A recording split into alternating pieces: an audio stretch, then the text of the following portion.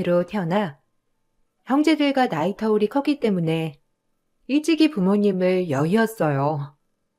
저를 낳으셨을 때 이미 40을 넘긴 어머니였기 때문에 지병 악화 등으로 인해 제가 국민학교를 들어가던 시절 돌아가시게 되었던 거죠.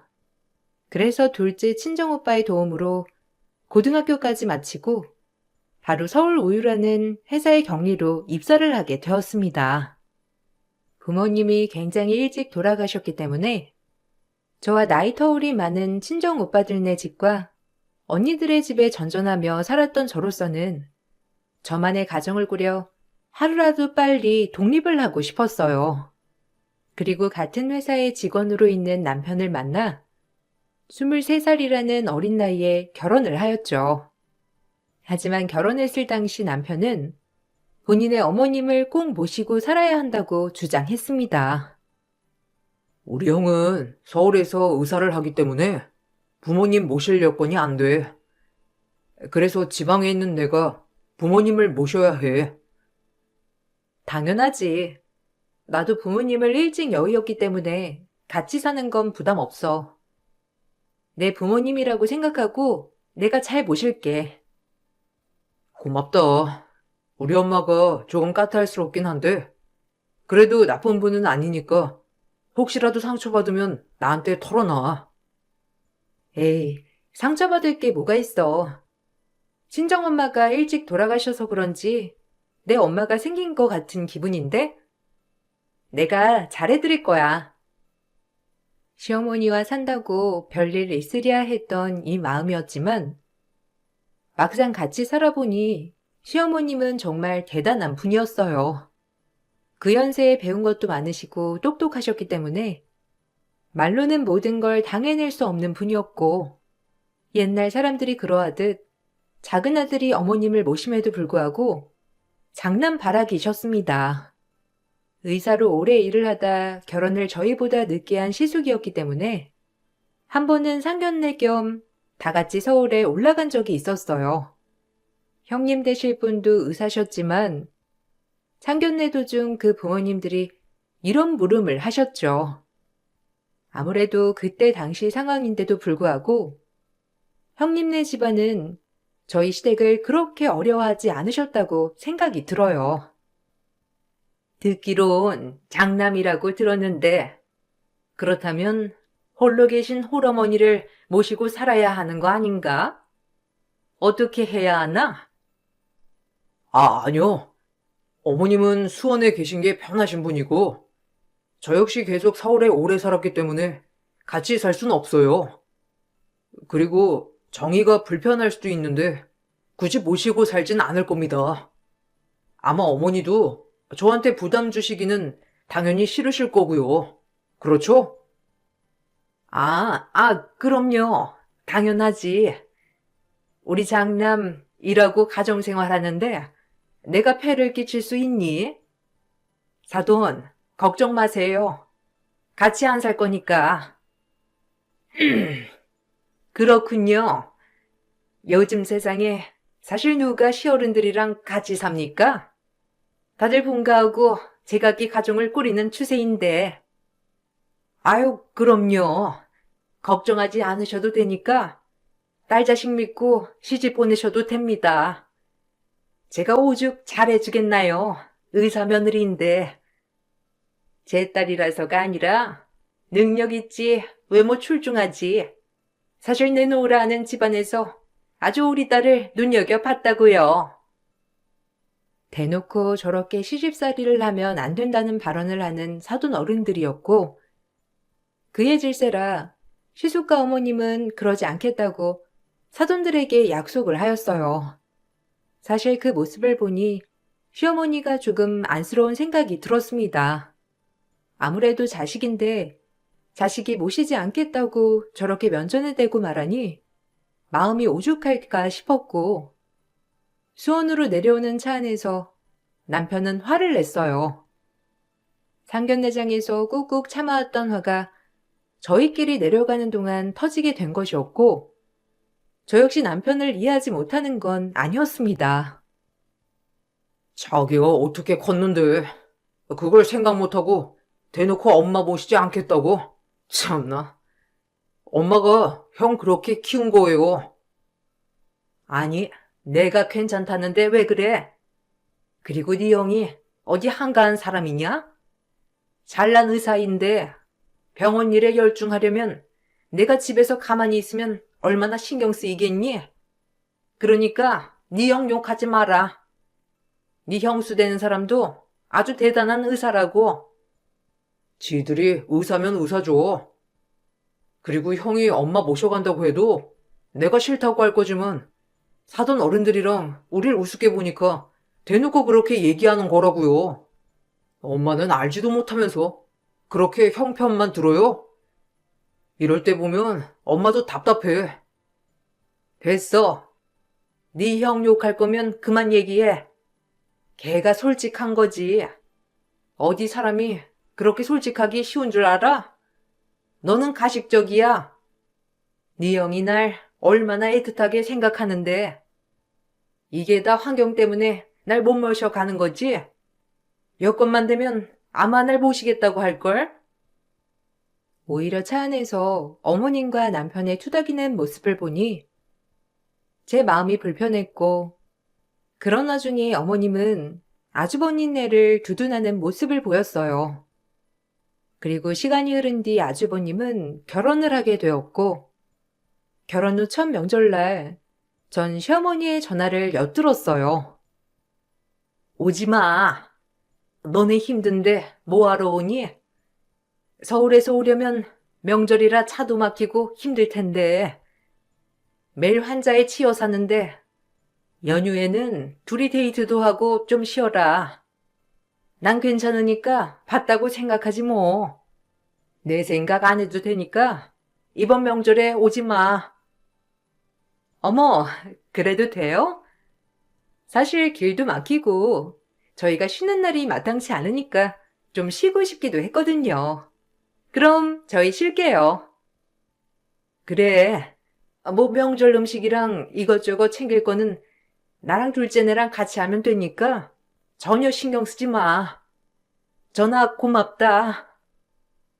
명절에 형님네 보고 내려오지 말라는 소리였고, 그 전화 소리를 들으니 조금은 어이가 없었습니다.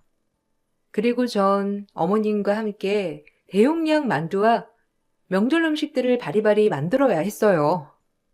그리고 이번 명절뿐만 아니라 어머님은 1년에 2번 있는 명절에 늘 서울에 있는 아주버님네에게 절대 내려오지 말고 쉬라고 하시는 분이었습니다. 시숙네는 어머님이 그렇게 말을 했다고 해서 단 한 번도 내려오지 않는 냉혈한 이였어요. 그리고 어머님은 저에게 늘 그렇듯 명절 음식을 할 때면 핀잔만 주시더라고요. 시어머니가 생각하기에 전 어머님이 생각하기에 한참 모자란 며느리였고, 그랬기 때문에 늘 구박을 일삼으셨어요. 진정도 없는 네가 그래도 우리 집에 시집와서 이렇게 음식도 하고 소속감 드니까 어때? 느낍지? 아유, 만두를 어쩜 그렇게 못 만드냐? 이래서 보고 배운 게 진짜 무서운 거야. 배운 게 없으니까 이런 걸 알려줘도 못 만드는 거 아니니?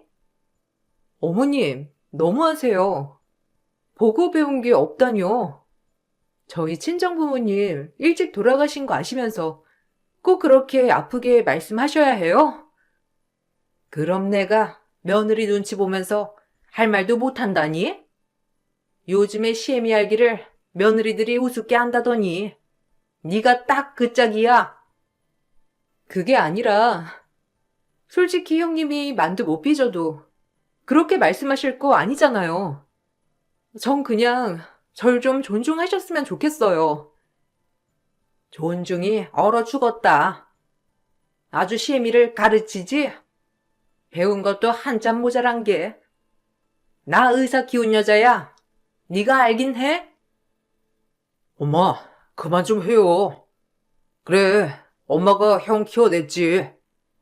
진짜 잘하신 거고 의사 만들어서 정말 좋겠어요. 그러니까 그만해요. 저것이? 아주 둘이 똑같이 잘 만났어. 못 배워가지고들. 둘 다 머리에 든 게 없으니 대학교도 못 가고 그러고 살지. 어머님은 저희와 같이 사심에도 불구하고 늘 저렇게 막말을 하였지만 남편은 그때뿐이었고 언제나 어머님을 생각하는 효자였어요. 말은 어머님께 따뜻하게 못할지언정 어머님이 내장탕이 맛있다고 하면 퇴근 후 그 내장탕 집에 들러 꼭 내장탕을 사오고 어머님이 병원에 가야 한다고 하면 꼭 남편이 회사 근무를 빼서라도 어머님을 꼭 모시고 다니곤 했죠. 어머님이 너무하신 적은 많았지만 그래도 남편의 이런 따뜻한 모습이 너무 좋아 결혼을 한 것이었습니다. 그러던 어느 날 어머님의 칠순잔치 때 아주버님과 남편이 크게 대판하는 일이 있었고 그 모습에 전 원래도 기대도 안 한 시어머니였지만 실망을 하고 말았어요. 칠순잔치 때 늘 사람이 좋기로 유명한 남편의 손님들이 굉장히 많이 와서 축하를 해 주었던 것이었죠. 그런 게 어딨어.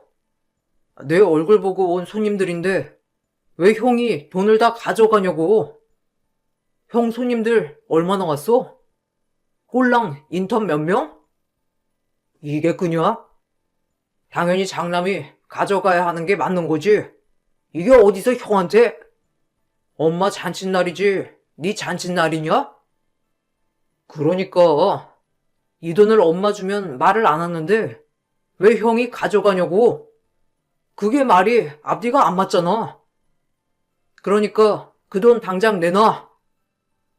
서방님, 진짜 어이없다. 아니, 우리가 뭐 사기쳐요? 막말로 어머님 칠순잔치에 들어온 축의금인데 왜 저희가 못 가져가요?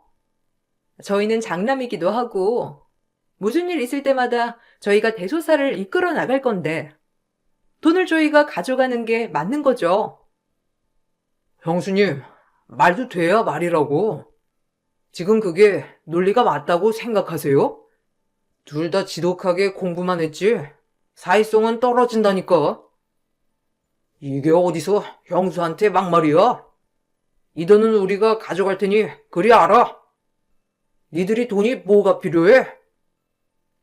남편을 보고 온 손님들의 축의금을 아주버님이 다 가져간다고 했던 것이었고 남편은 어머님한테 드리면 드렸지 절대 줄 수 없다며 실랑이를 하였어요. 저 역시 나이는 어렸지만 그 모습을 보니 어이가 없었는데 어머님은 대번에 저희를 나무라셨어요. 늘 그렇듯 어머님은 아주버님 편에 서서 남편에게 막말을 일삼으셨고 그 모습을 보는데 남편이 안쓰러운 생각이 들었습니다. 네가 장남이야? 왜 이렇게 애가 욕심이 많아? 니들이 돈 쓸 데가 어디 있니? 나 줬다고 생각하고 그네한테 돈 남겨. 엄마, 그게 말이 돼요? 돈을 넘기긴 뭘 넘겨? 그리고 어째 이럴 때도 형편만 드세요? 엄마한텐 제가 도대체 뭔가요? 뭐긴 뭐야, 둘째 아들이지. 쓸데없이 돈 욕심 부리지 말고 나 줬다고 생각해라. 얘 큰애야, 이거 돈 챙겨가라. 서울에서 돈 쓸 때도 많을 거 아니니. 아유, 그래도 우리 장남 얼굴 보니까 엄마가 기분이 너무 좋다.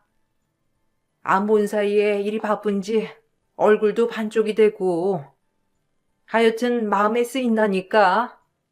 내가 보낸 장조림이랑 곰탕 받았지?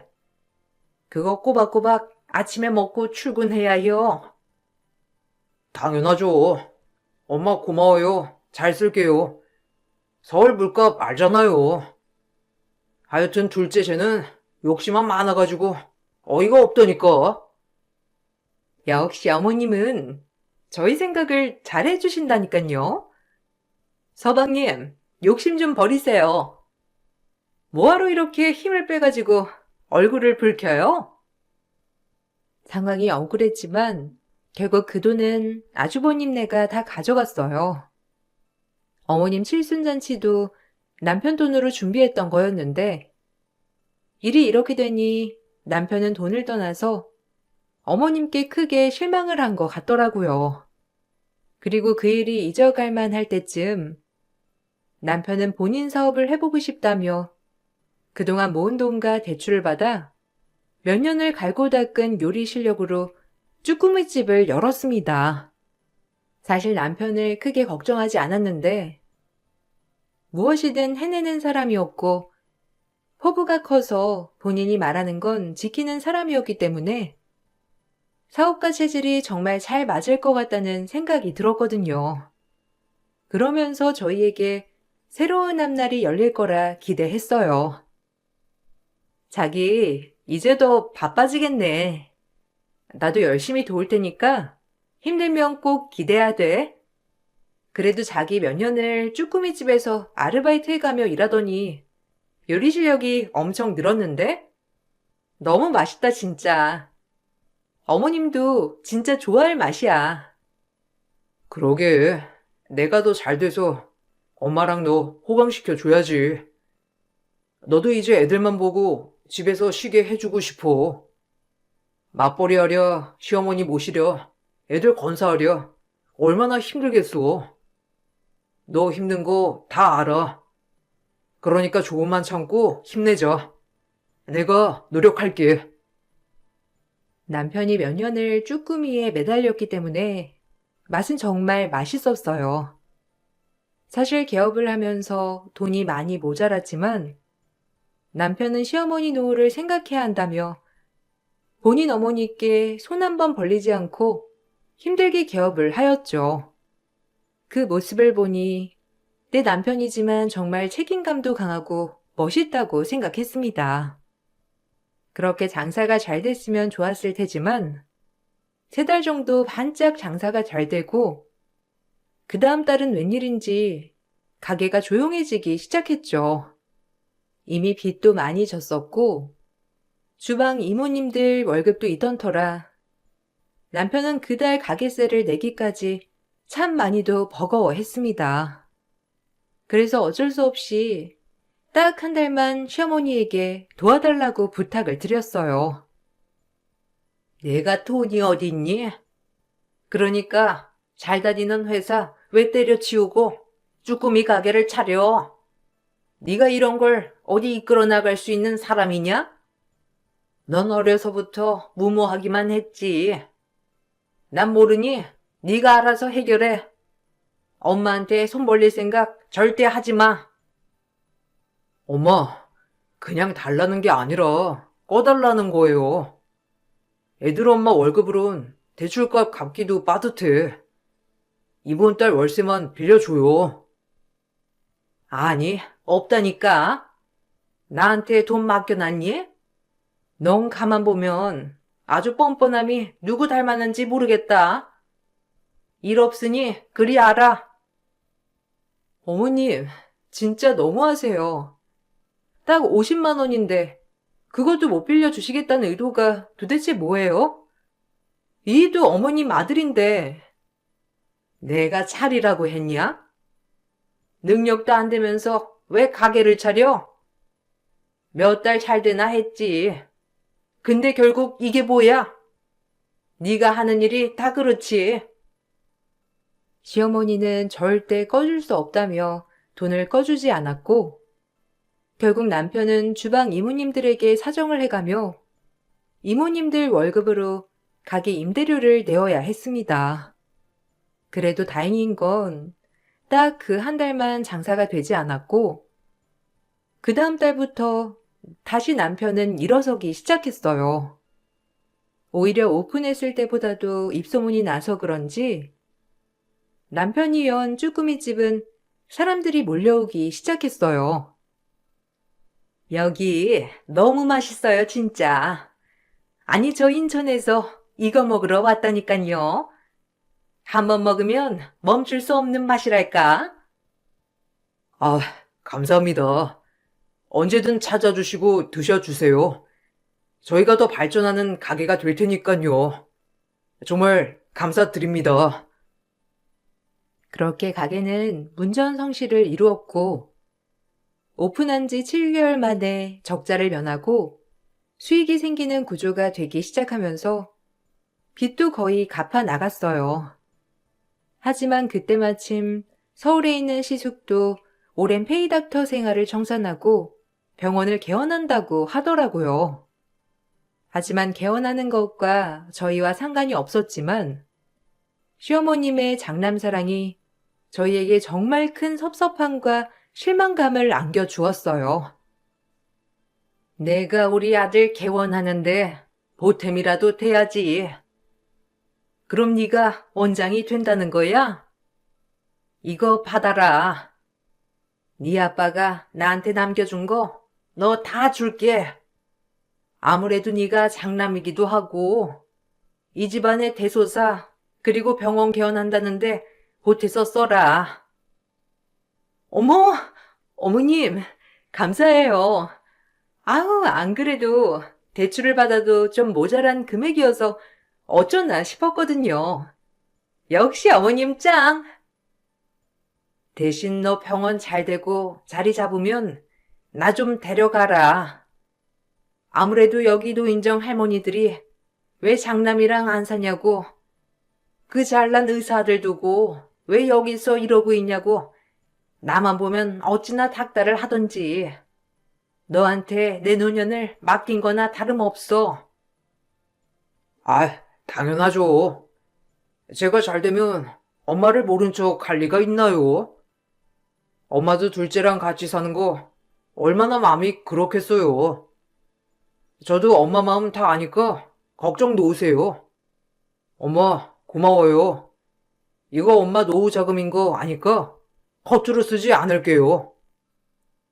신랑 임대료 50도 안 빌려주더니 시숙개원비 5억은 공짜로 준 시어머니였고 그 모습을 보고 어이가 없으면서도 아들들을 이렇게 차별할 수 있나 싶은 마음이 들었죠.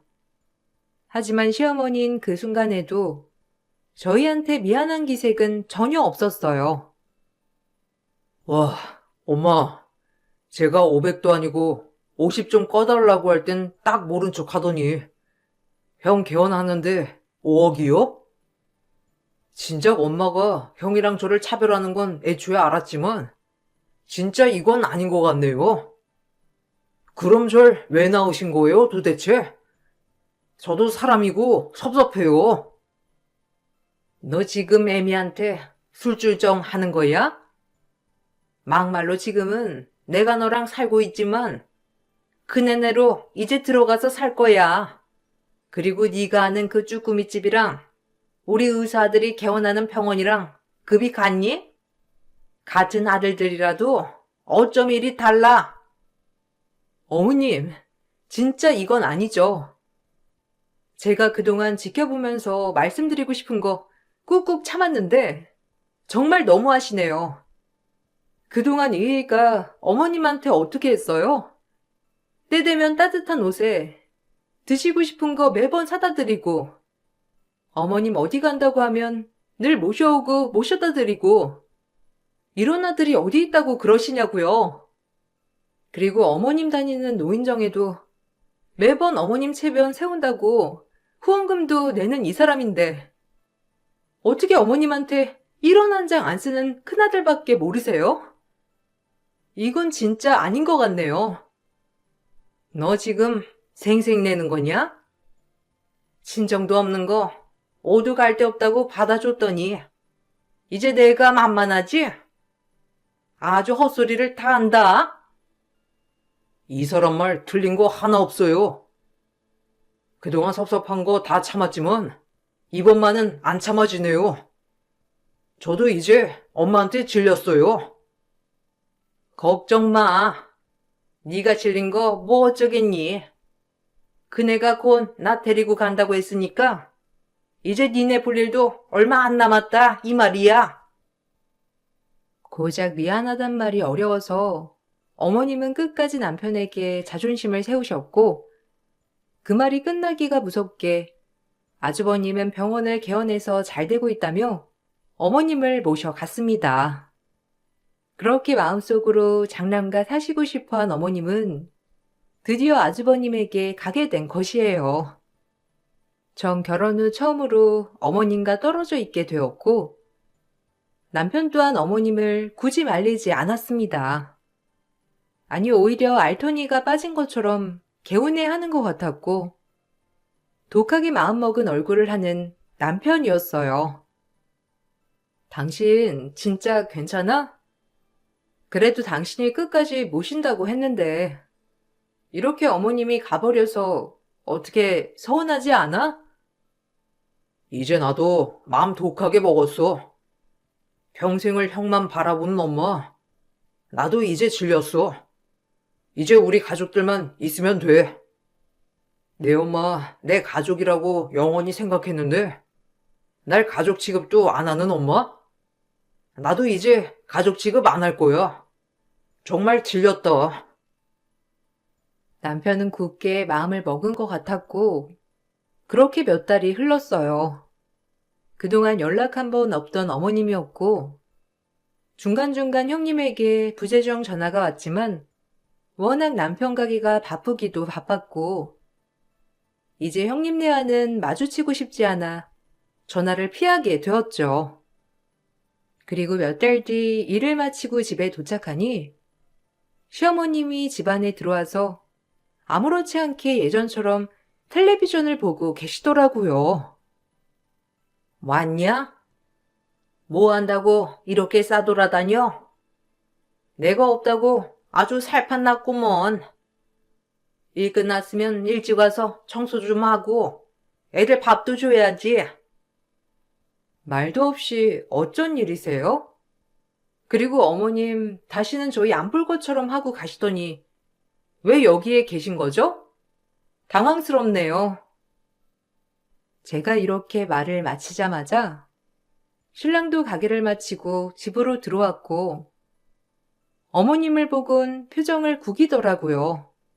남편의 생전 처음 보는 표정이었고 눈동자와 목소리에는 영혼이 전혀 없는 느낌이었는데 정말 지친 기색이 역력했어요. 너 왔구나. 배고파 죽겠다. 가게에서 뭐 좀 가져왔니? 내가 여기 온 건 아무래도 그렇게 가버리는 건 좀 아닌 것 같아서 다시 온 거야. 네가 날 봉양해야지. 너 결혼할 때 뭐라고 했니? 평생 나 모신다며. 그 말 지켜라. 이 어미 봉양해. 누구세요? 엄마 따윈 개나 줘버린 지 오랜데 당장 나가요. 경찰 부르기 전에. 나 이제 엄마라는 존재 잊었어. 뭐야? 너 지금 이 애미한테 말본새가 그게 뭐야? 개나 줘버려? 네가 나한테 그럴 수가 있어? 내가 널 키운 사람이야. 밥 주고 학교 보내주면 다 키운 건가? 평생을 형 그늘에서 가려 살았는데 하물며 난 엄마한테 자식이긴 했어요? 됐고 나가요. 아까 형 전화 받았어. 엄마 모셔가라고. 이제 와서? 나 이제 바보짓 절대 안 할 거니까 그리 알아요. 여보, 집 내놔. 엄마 나가실 거야. 엄마, 예전에 나라고 생각하면 오산이고 저 이제 예전처럼 절대 안 살아요. 전 엄마한테 50만 원의 가치도 안 되는 아들이니 그렇게 행동하는 게 맞는 거죠. 엄마는 그렇게 아들 노래 부르는 형네 가서 오래오래 사세요. 그렇게 시숙을 따라 서울길을 나선 어머님은 몇 달 뒤 시숙한테 팽을 당해버린 거였죠. 씀씀이도 크고 자기들밖에 모르는 시숙네에는 갑작스럽게 어머님과 사는 게 불편해졌고 이런저런 핑계를 대며 어머님을 어떻게든 수원으로 내려보내려고 했어요. 그리고 일부러 어머님께 다 들리는 목소리로 매일 수원에 가셨으면 좋겠다라며 눈치를 주었던 거죠. 어머님도 제 남편을 자식 취급하지 않는 것에 잘못이 있지만 시속내에는 정말 인간이길 포기한 사람들이었습니다. 어찌 그랬을까요? 나 절대 못 나가. 내가 지금 돈이 어딨다고 나가래? 네가 그러고도 아들이야? 이거 고려장이야. 오갈 데 없는 노인 팽하면 내가 가만 안 둘 거라고. 내가 살던 데가 편해서 온 거다. 그러니까 내 방 다시 비우고 원래대로 우린 살면 되는 거야. 아니요. 이젠 엄마라고 하기도 지긋지긋하네요. 당신이 그렇게 좋아하는 형이랑 어디 한번 잘 살아봐요. 당장 나가. 시어머니는 절대 나가지 않겠다고 하였고, 그날은 밤이 어두워서 남편이 참았습니다. 그리고 다음날 저희 집과 거리가 먼 투룸을 하나 얻어 시어머니를 그곳에 이사시켰고, 그래도 어머니인지라 남편은 집 전세 보증금을 내주고 관리비까지 내주었죠. 하지만 남편은 그 이상은 절대 하지 않으며 시어머니와의 절연을 선언했어요. 그래도 본인의 밥을 먹여주고 키워주신 분이니 이 정도 거처는 해드리는 게 맞다 싶어 해드린 거라면서 말이죠. 시어머니는 외딴 곳에 홀로 갇혀있는 신세가 되었습니다. 너희가 감히 날 고려장해? 저딴 것들도 아들이라고. 내가 우리 큰애한테 전화해서 너 가만두지 않으라고 할 거다. 이 와중에 아직도 형 타령이네요. 집 마련이랑 관리비는 내가 내주지만 그 이상은 기대하지 마세요. 애들 볼 생각도 마시고 이제 저랑 이 사람 얼굴 볼 생각도 말고요. 엄마한텐 형네만 있으면 되니까 그 정도는 쉽겠죠. 저도 이제 엄마 보지 않을 거니까 그리 아시고 그 잘난 의사 형한테나 와서 놀다 가라고 하세요. 그럼 이제 마지막으로 인사드리고 갑니다.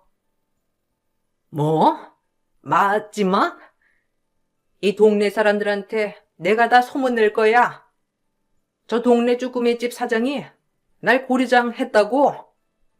어디 한번 두고 보자. 어머님, 진짜 끝까지 너무하시네요. 이한테 사과해도 모자랄 판에 본인이 뿌린 거 본인이 알아서 거두세요.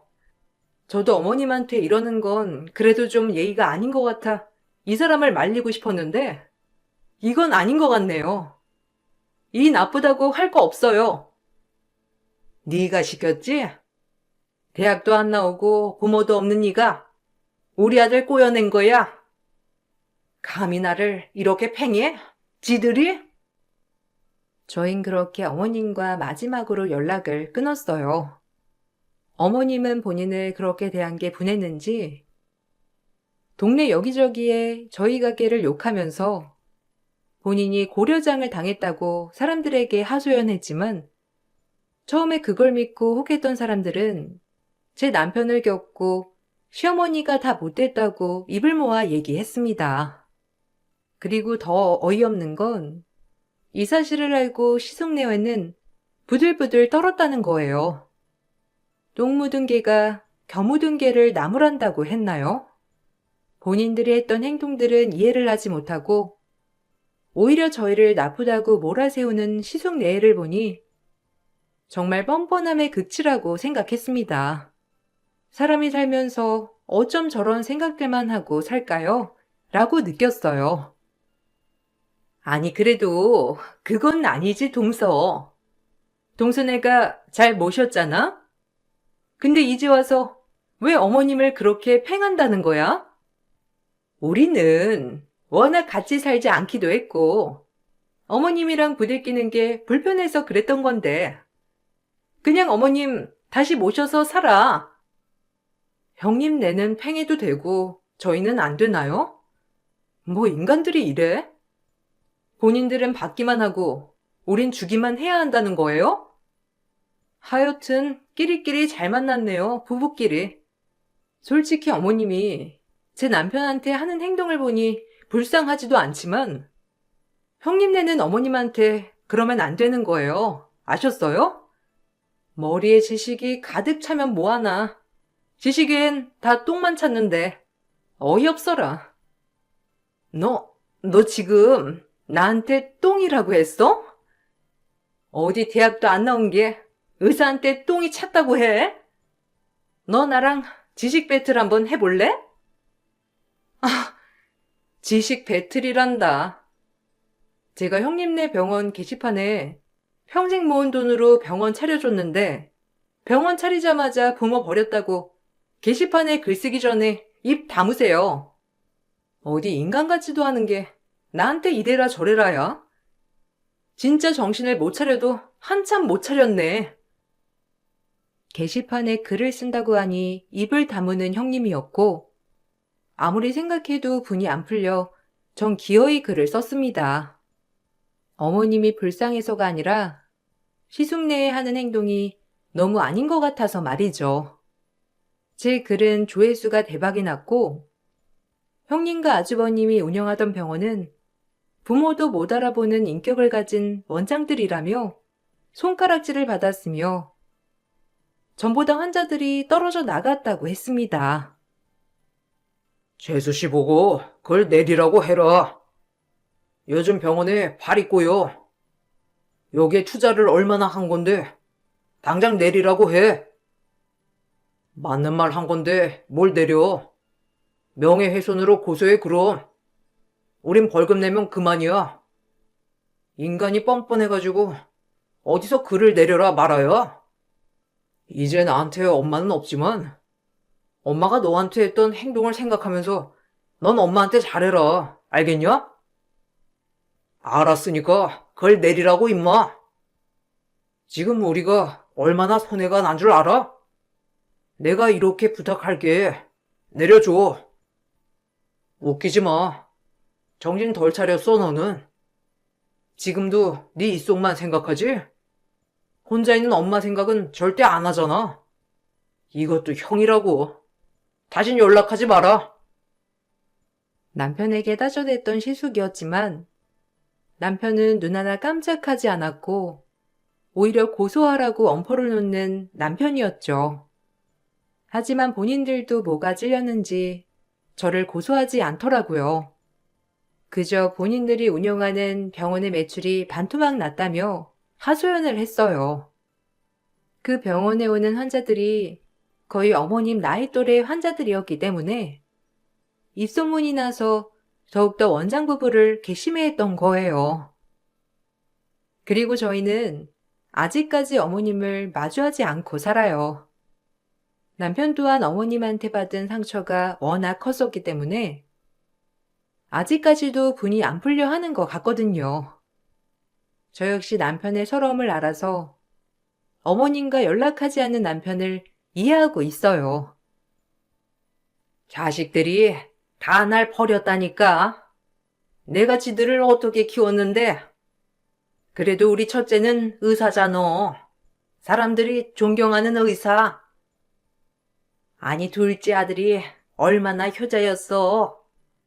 저기 쭈꾸미집 사장이잖아. 자네가 손 한번 내밀어봐. 둘째는 효심이 깊어서 금방 풀릴 거야. 어째 지금도 첫째 얘기밖에 안 하네. 에휴, 나 같아도 섭섭해 하겠다.